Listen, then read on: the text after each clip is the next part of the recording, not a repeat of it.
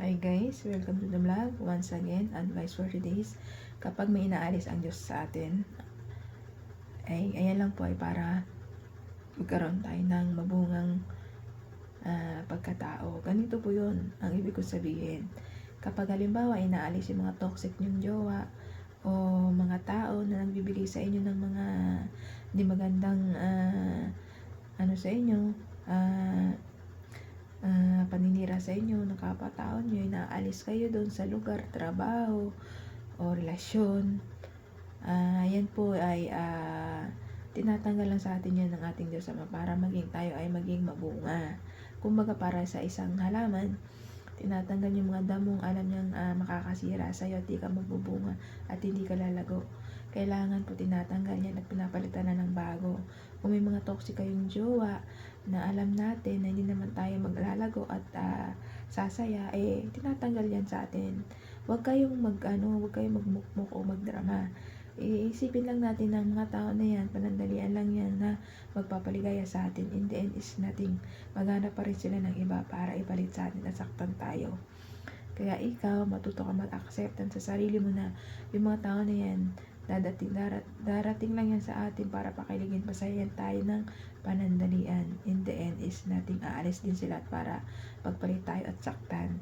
Kaya ikaw, tanggapin mo na lang na ganun talaga lahat ng tao. Tao kasi yan gawa sa atin. Ginawa ng Diyos yan tao. Wala silang assurance na mag-stay sila sa atin. Yung mga trabaho naman, siyempre, kapag toxic na rin sa trabaho sa inyo, ay puro na away kayo ng boss nyo, puro na lang gulo dun sa trabaho nyo, inaalis kayo para may bibigay naman sa'yo ang Diyos Ama na magandang trabaho at tsak na wala nung toxic o maayos sa magiging kapalit ng trabaho mo. Ganun po yun. Sa mga sa mga inaalis naman kayo sa mga kapitbahay nyo, alam nyo na lagi kayo sinisira, so kayo na lang umiwas, lumipat na lang kayo kung alam nyo na paragi na lang pinag-initan kayo ng mga kapitbahay nyo. Mag-usap kayo sa barangay para alam nyo kung anong mga problema nyo, di ba? Para naayos naman yung nadadala sa maayos na usapan, para hindi na kayo magtalo-talo o magsiraan ba sa kayo lang magkapitbahay, kayo lang siyempre din ang magtutulungan, di ba? Kaya ginagawa yan sa atin ni Diyos Ama para maiwasan natin mga tao. Alam natin na hindi makakatulong sa atin sa pang-araw-araw nating buhay na para tayo ay maging malago at magbunga.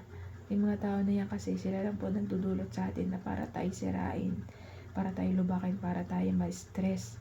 Ayoko pa naman sa lahat yung ma-stress ako sa isang tao na alam ko naman na hindi magdudulot ng paglago ko sa buhay o pag-asenso ko sa buhay. Gusto ko yung walang away, gusto ko may peace of mind lang, ganyan. Kapitbahay na may peace of mind lang, hindi puro away, hindi puro gulo, hindi puro sumbatan. Ayoko nang ganun.